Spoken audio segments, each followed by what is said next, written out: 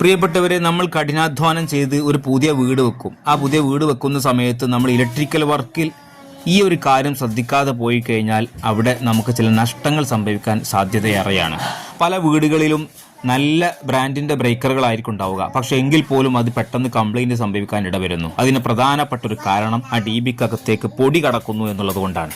പൊടി കടക്കാതിരിക്കാൻ എന്ത് ചെയ്യണം? ആ ഡി ബി ഫിറ്റ് ചെയ്യുന്ന സമയത്ത് എല്ലാ ഭാഗവും നല്ലവണ്ണം സിമെന്റിൽ ഫില്ല് ചെയ്യണം.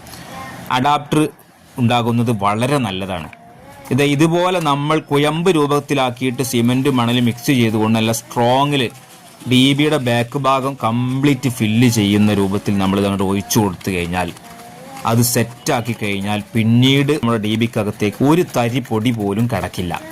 എങ്കിൽ എത്ര വർഷങ്ങൾക്ക് ശേഷവും നമ്മൾ ഡി ബി എന്തെങ്കിലും ആവശ്യത്തിന് ഓപ്പൺ ചെയ്യുന്ന സമയത്ത് വൃത്തിയിലിരിക്കുന്നത് നമുക്ക് കാണാൻ കഴിയും. നമ്മുടെ ബ്രേക്കറുകൾക്ക് നല്ല ലൈഫ് ഉണ്ടാവും. ഇല്ലെങ്കിൽ ഇടയ്ക്കിടെ ഇലക്ട്രീഷ്യനെ വിളിച്ചു വരുത്തേണ്ടി വരും.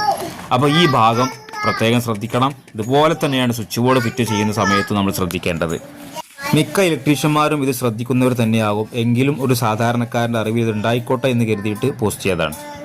പ്രിയപ്പെട്ടവരെ, നമ്മൾ കഠിനാധ്വാനം ചെയ്ത് ഒരു പുതിയ വീട് വെക്കും. ആ പുതിയ വീട് വെക്കുന്ന സമയത്ത് നമ്മൾ ഇലക്ട്രിക്കൽ വർക്കിൽ ഈ ഒരു കാര്യം ശ്രദ്ധിക്കാതെ പോയി കഴിഞ്ഞാൽ അവിടെ നമുക്ക് ചില നഷ്ടങ്ങൾ സംഭവിക്കാൻ സാധ്യതയേറെയാണ്.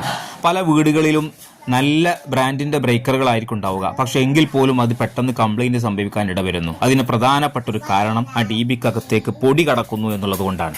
പൊടി കടക്കാതിരിക്കാൻ എന്ത് ചെയ്യണം? ആ ഡി ബി ഫിറ്റ് ചെയ്യുന്ന സമയത്ത് എല്ലാ ഭാഗവും നല്ലവണ്ണം സിമെന്റിൽ ഫില്ല് ചെയ്യണം. അഡാപ്റ്റർ ഉണ്ടാകുന്നത് വളരെ നല്ലതാണ്.